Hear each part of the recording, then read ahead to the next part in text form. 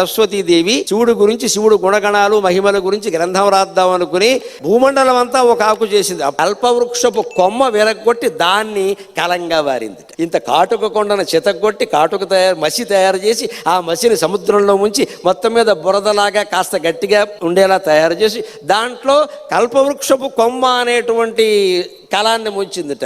దాని మీద భూమండలం అనే పత్రం మీద రాయడం మొదలు పెడితే పరమశివుని యొక్క గుణాలు రోజంతా రాసిన సరస్వతీదేవి సైతం రాయలేకపోయింది అంటే మనం రాయగలమా? మనం చెప్పగలమా?